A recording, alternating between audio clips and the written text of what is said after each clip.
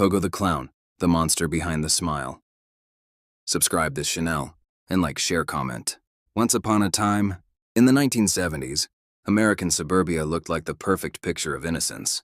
Quiet neighborhoods, white picket fences, laughter echoing from backyard birthday parties.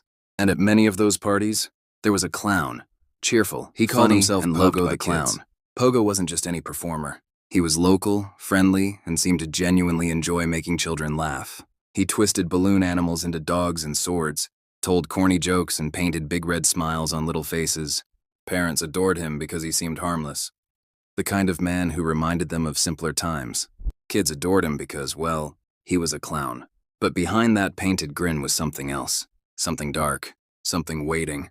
His real name was John Wayne Gacy. John lived in the suburbs of Chicago. He owned a small construction company, was active in the community, and even volunteered for political campaigns.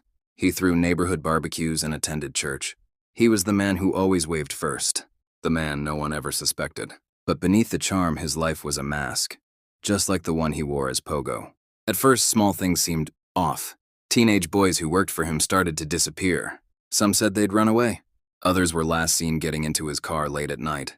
Still, no one looked too deeply. After all, Gacy was a respected man. Police reports came and went. Missing posters faded under the rain, and life went on. But something about that house always felt wrong. Neighbors sometimes complained about a strange smell coming from his property. Gacy blamed it on plumbing issues or old sewer pipes. People nodded, uncomfortable, and quickly changed the subject. In 1978, one boy named Robert Piest, just 15 years old, went missing after work.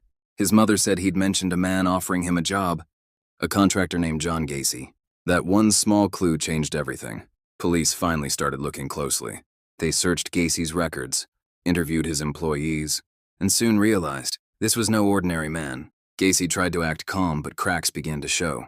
He knew the walls were closing in. And then came the day detectives returned with a warrant to search his home. They found something no one could ever forget: the crawl space. Underneath his clean suburban house, beneath the cheerful living room where he'd once hosted parties, lay a dark, narrow space and filled with shallow graves, each one carefully covered with lime and plastic sheets. The smell was unbearable.